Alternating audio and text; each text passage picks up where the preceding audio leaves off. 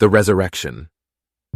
As I pulled myself together and got up, the autopsy technicians could only stare in horror. Their faces drained of color, and the surgical instruments clattered to the floor. I grinned, feeling a strange, newfound power surging through me. A power that demanded respect and obedience, but more importantly, instilled terror. How is this possible? Stuttered Dr. Thompson, the lead technician.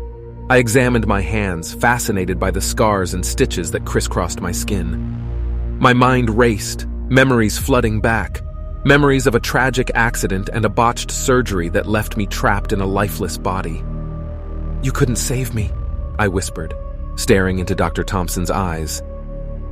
But something else did. That something else was unclear, even to me. All I knew was that I had been granted a second chance, a chance to set things right. But there was a price to pay, a terrible, dark secret that would change the course of my life forever. As the weeks went by, I discovered that I had been gifted with extraordinary abilities.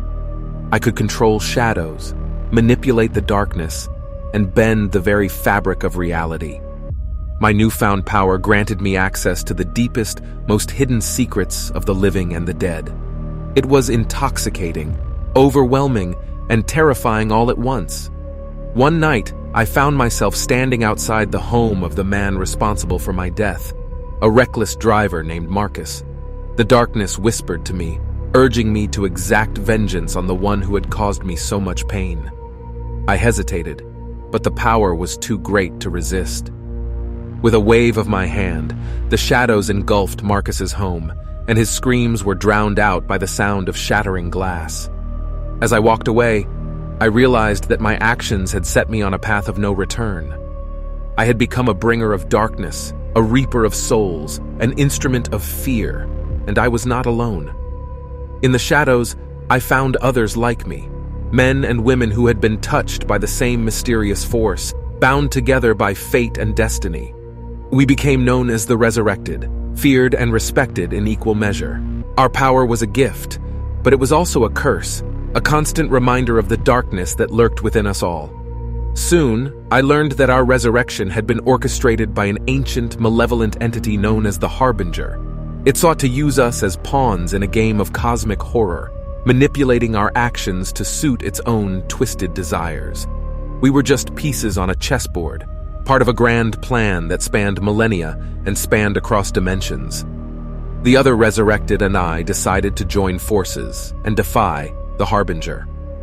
We would use our powers to protect the innocent, to battle the forces of darkness, and to bring justice to those who had been wronged. It would not be an easy journey, and the cost of failure was unimaginable.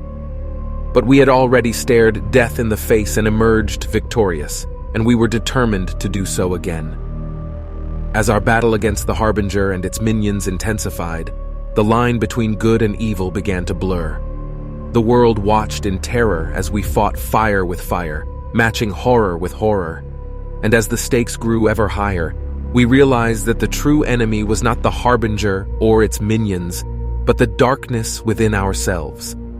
For to conquer our fears, we had to face the most terrifying truth of all, that the only way to defeat the darkness was to embrace it, and in doing so, risk losing our very souls.